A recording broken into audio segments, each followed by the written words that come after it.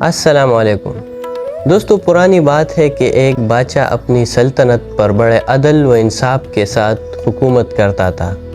اس کے پاس ہر نعمت موجود تھی، سونا، چاندی، جواہرات، فوجیں اور وسیع و عریض محل۔ مگر بادشاہ اکثر سوچتا ہے کہ لوگ میری عزت کرتے ہیں کیونکہ میں بادشاہ ہوں، لیکن اگر میں عام انسان ہوتا تو کیا لوگ پھر بھی مجھے اتنی اہمیت دیتے؟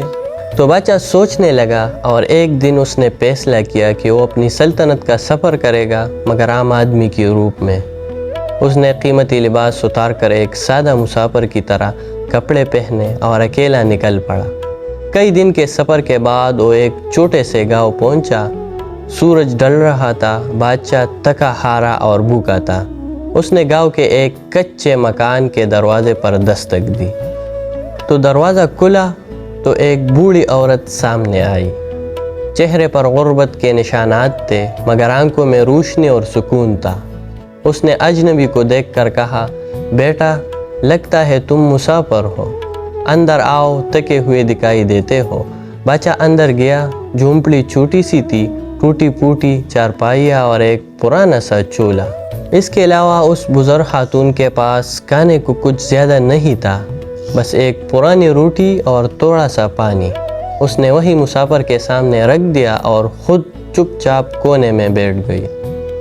تو بادشاہ کہنے لگا کہ اماں جی، تم خود کیوں نہیں کھاتی؟ تمہیں بھی تو بھوک لگی ہوگی۔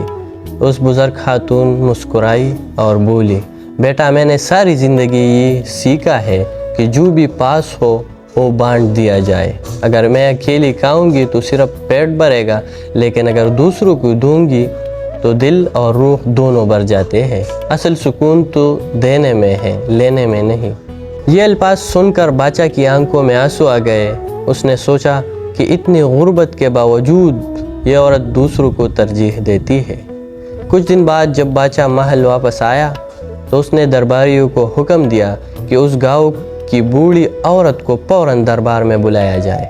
عورت جب دربار پہنچی تو حیران رہ گئی، کیونکہ وہی مسافر اب تخت پر بادشاہ کی حیثیت سے بیٹھا تھا۔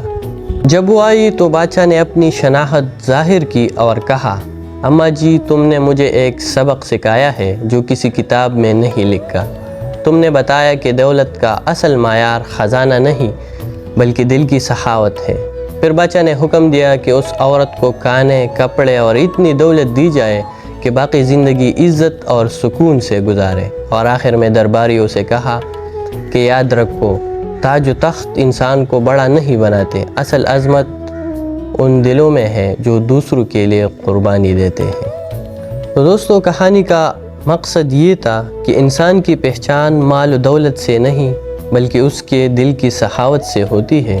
وہ خات سب سے عظیم ہے جو دوسروں کے لیے آگے بڑھتی ہے۔ دوستو، اگر ویڈیو اچھی لگی ہو تو اس کو اپنے دوستوں کے ساتھ شیئر کیجیے گا۔ بہت شکریہ۔